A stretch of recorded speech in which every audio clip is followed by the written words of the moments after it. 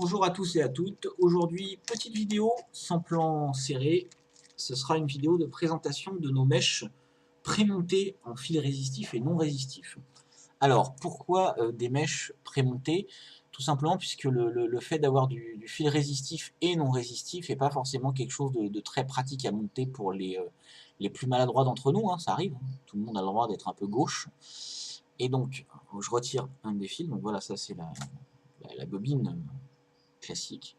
Voilà, et donc là on a un fil en fait qui se décompose en deux parties. Alors la partie résistive et la partie non résistive. Je vais prendre quelque chose pour vous montrer comment ça marche. Donc voilà, donc j'ai monté ce fil résistif non résistif joint, donc c'est vraiment le produit qu'on vend en l'état. Donc en fait vous avez une partie résistive et une partie non résistive, ce qui fait en fait tout simplement que le fil rougit qu'à un seul endroit. Pourquoi? En fait tout simplement parce que les atomiseurs et cartomiseurs qui ont besoin de ce type de produit, type Nautilus V2.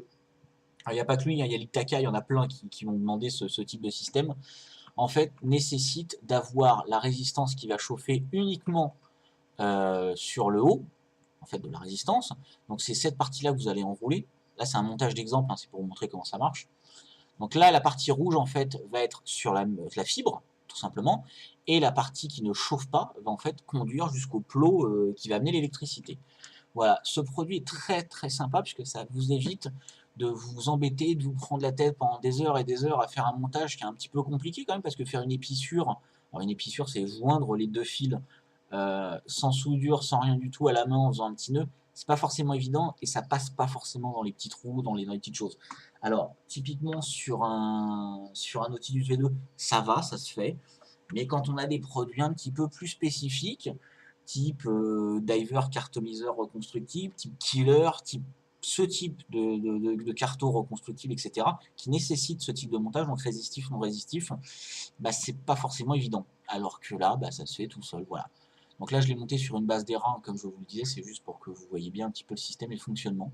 Et donc voilà, donc on voit bien qu'on a un fil qui est résistif et un fil qui ne l'est pas, c'est-à-dire qu'il y a un fil qui ne chauffe pas du tout, je peux même le toucher avec mon doigt, hein. Donc qui se vend en bobine, et donc vous avez un fil de ce type. Alors on voit bien qu'il y en a un qui est plus clair que l'autre.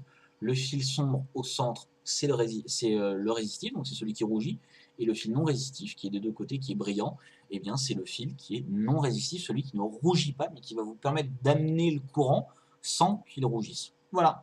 Je vous dis à très très bientôt, je vous souhaite bon montage, bonne chance, bon courage, parce que certaines fois c'est pas forcément évident, mais en tout cas avec ce type de produit ça facilite vraiment la vie. Je vous encourage à l'essayer, je vous dis à très très bientôt, ciao ciao.